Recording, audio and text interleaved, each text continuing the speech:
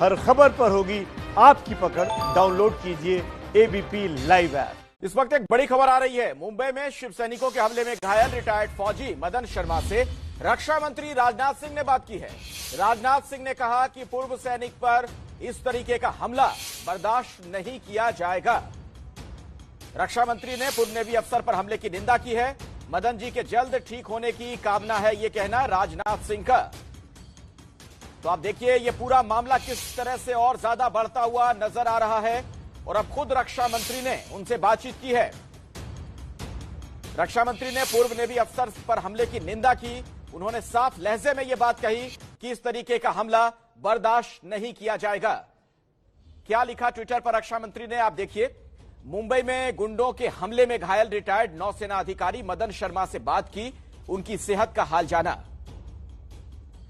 रक्षा मंत्री आगे कहते हैं कि रिटायर्ड नौसैनिक पर इस तरीके का हमला बर्दाश्त नहीं किया जाएगा।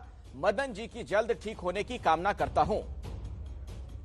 तो शिव सैनिकों की जो करतूत है, इसे लेकर आप देखिए ये पूरा मामला बढ़ता हुआ नजर आ रहा है। शिव सैनिकों की गुंडागर्दी पर सवाल खड़े हो रहे हैं। एक कार्टून फॉरवर्ड करने की क्या यह सजा होगी? ऐसे में लोग यह कह रहे हैं कि मुंबई में डर लगता है। जिस तरीके से शिवसेना के लोगों ने इनकी पिटाई की है, यही वो कार्टून जिसे लेकर पूरा बवाल हुआ और यह मामला इस तरीके से आगे बढ़ा। शिव सैनिक गुंडागर्दी पर उतारू हो गए। देवेंद्र फडणवीस जो कि महाराष्ट्र के पूर्व मुख्यमंत्री हैं, उन्होंने तो यहां तक कह दिया कि यह मामला स्टेट स्पॉन्सर टेरर का लगता है, यानी राज्य प्रायोजित आतंक। ये देखिए वो तस्वीर आपके सामने, चीख चीख कर कई सवाल पूछती हैं ये तस्वीरें। एक बुजुर्ग के साथ इस तरीके की हरकत बहुत ही शर्मनाक। वो शख्स जिसने पूरी जिंदगी देश सेवा के लिए न्यौछावर कर दी, उनके साथ देखिए क्या सलूक किया है शिव सैनिकों ने। और सवाल इसलिए गंभीर क्योंकि महाराष्ट्र में शिवसेना की अगुवाई में ही सरकार है। तो क्या सत्ता का संरक्षण प्राप्त है इन गुंडों को? हमारे साथ नीरज पांडे इस वक्त फोन लाइन पर जुड़ चुके हैं। तो नीरज, ये मामला बहुत ज्यादा बढ़ता हुआ नजर आ रहा है और रक्षा मंत्री ने खुद अब बात की है इनसे। जी बिल्कुल, क्योंकि कोई भी जो है एक्स सर्विस पर्सन है, उसके जो मुखिया होते हैं रक्षा मंत्री होते हैं, और एक्स सर्विस पर्सन की भी जो संस्था होती है वो भी रक्षा मंत्रालय से संबंध रखती है। तो निश्चित रूप में रक्षा मंत्री उन सबके गार्जियन के रूप में हैं, इसलिए उनका चिंता करना जायज है। और आज जो उन्होंने ट्वीट किया और ट्वीट करके अपनी चिंता व्यक्त की, वो भी उसी रूप में लिया जाना चाहिए। और लिया गया है कि रक्षा विभाग से जुड़े हुए किसी भी शख्स के साथ अगर ऐसी कोई घटना होती है तो उसके लिए रक्षा मंत्री के चिंतित हो जाएं।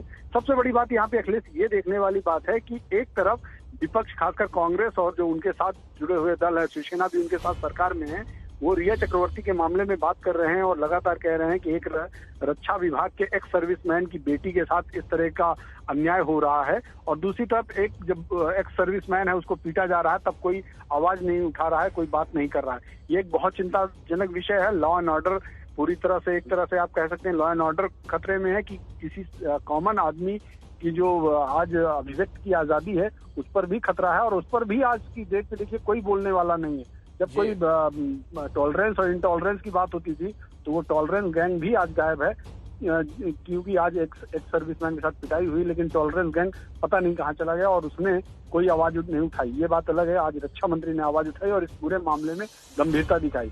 निश्चित रूप में ये गंभीर मामला है। बहुत बहुत शुक्रिया इस जानकारी के लिए आपका। और ये तस्वीरें कई सवाल पूछती हैं शिवसेना की सरकार से।